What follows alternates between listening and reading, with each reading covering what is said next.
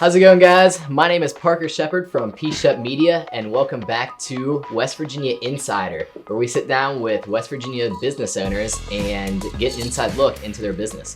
Today we are with Andrew Blaney from Diamond Cuts. Andrew, do you want to introduce yourself and tell us a little bit about yourself? Sure. Hello, I'm Andrew Blaney, owner of Diamond Cuts Barbershop located in the Star City. We started this barbershop back in 2017, and we're about 3.5 years in now. So, I'm very excited where we've been and where we're going, and tune in because here we go.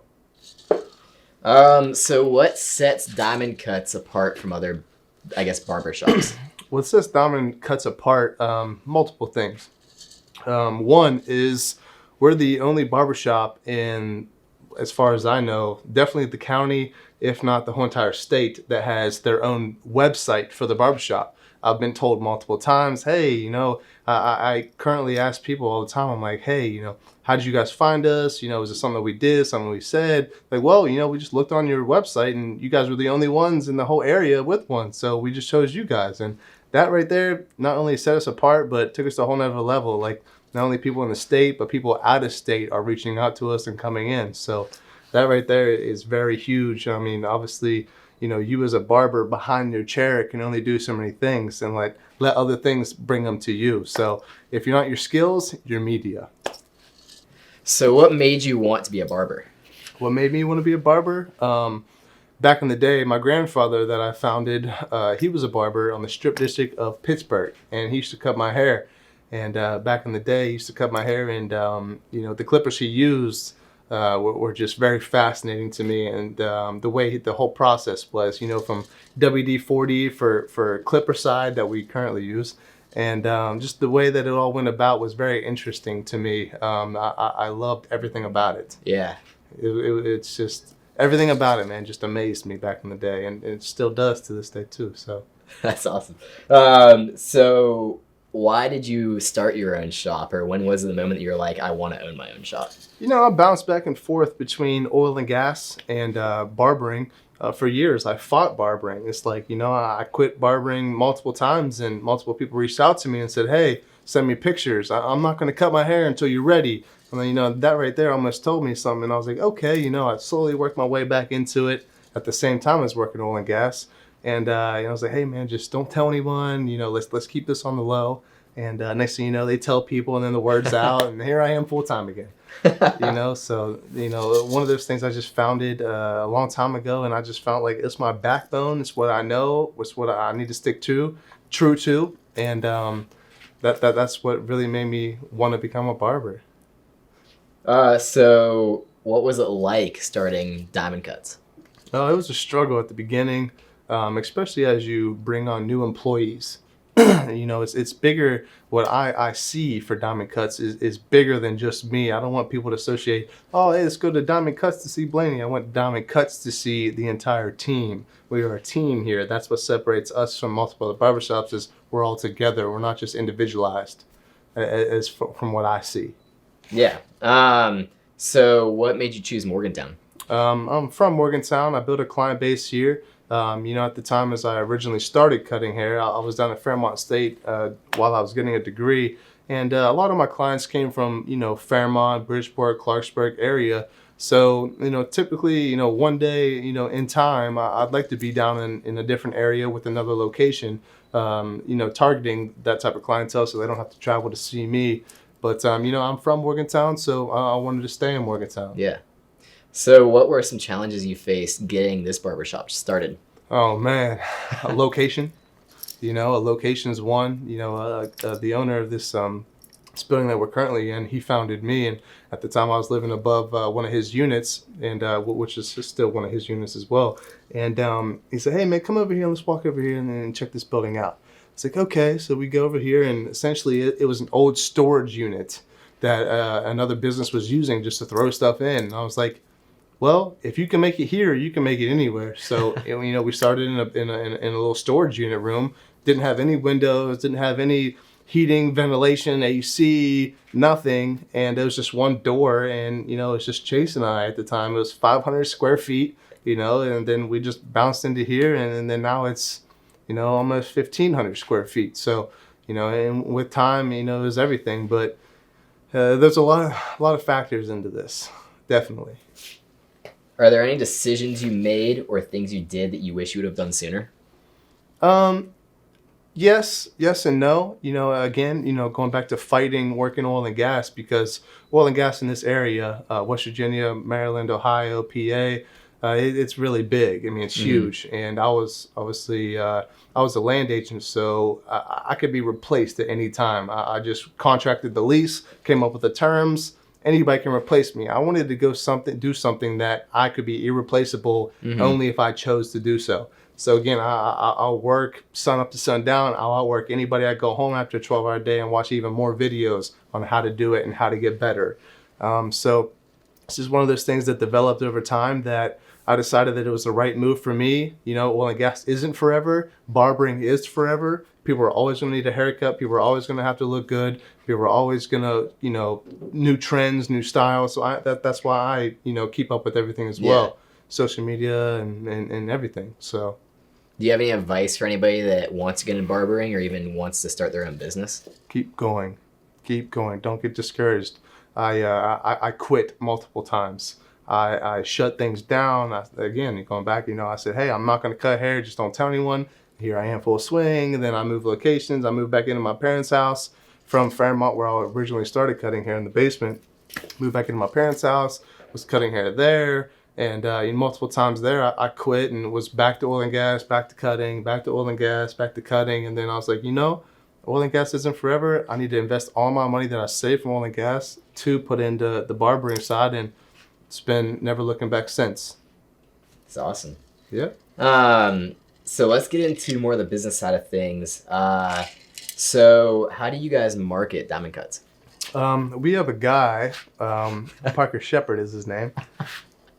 And he's one that really takes us to the next level. On his end, yes, we pay him monthly rate, which everybody should do so, because what you need to do as a barber, as I do, is focus on what you're good at. As a business owner, you can't have time for everything and be everywhere. You need to focus on what other people are good at and let them take control, and what you're good at, you take control. So, Parker here, he does everything for us in terms of Katie, our receptionist here, she does an amazing job as well in terms of our stories, some of our videos that we put up as well, short clip videos.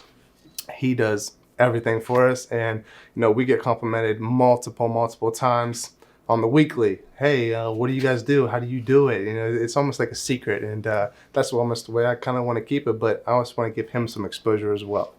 Well, I appreciate the plug. Definitely.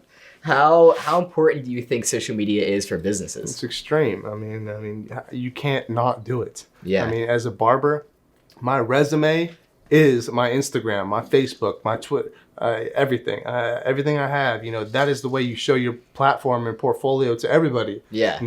As we gain more barbers around here, I mean, it's they almost lose vision and sight.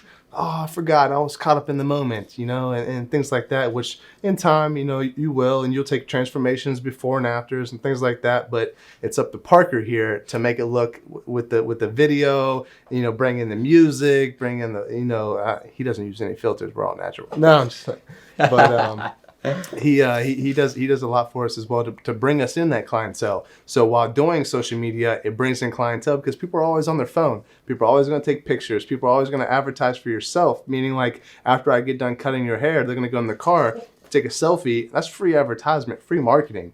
You know what I mean? Like, not only are they doing that, but then he's also adding, Katie's also adding. There's multiple things that bring in the full spectrum, not just one. Yeah. So how have you seen Diamond Cut specifically benefit from social media? For the simple fact, when the second somebody comes in the door, hey man, you have an appointment today. How'd you hear about us? And every answer is different. Oh, I heard about you through a friend. Heard about you through Instagram. I heard about you through your website. I just Googled you guys. There's multiple things. Mm-hmm. So not just one, but multiple things. Is there anything in particular that you have done on social media that you think has made the biggest impact? The videos that you and I personally do in terms of going on the rooftops, doing extravagant, not day-to-day type things. Kind of like eye-catching stuff. Exactly, going above and beyond. You know, you have a vision, I have a vision. If we bring our vision together, it's over the top.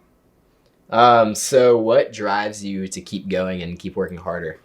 You know, never being complacent is definitely one thing. You know, me personally, as I tell all the other barbers here in the shop, is, you know, yes, it's their job to bring in their clientele as well, but it's also my job as the owner to continue to get new clientele day in and day out. Day in and day out. Not even if it's for me, but it's for the shop itself. Yeah, even if you're one of my clients, you know, I don't care if I cut your hair. You don't care. I mean, most of the time. But the ones that do, you know, or vice versa, like, oh, okay, yeah, Jason cut me, or Josh can cut me, or Aaron, whoever. You know, it's those type of people that really help the business and help the vision. And, you know, we definitely appreciate you. I appreciate you. Everyone appreciates you. So thank you for doing so.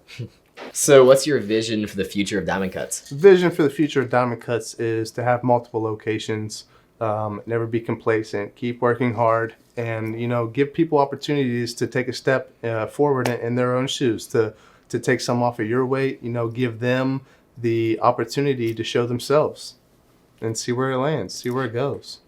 That's awesome. Do you have anything else, any other advice or anything else you'd like to tell the listeners? Yeah, you know, going to barber school, you know, it definitely, you know, it's not the best thing. It's not the most exciting at times. It's all about whatever you make it. If you have a vision for yourself, let alone what barbershop you go to, you know, yes, you're going to go to a certain shop that's going to have a different vision for yourself as what you do for you.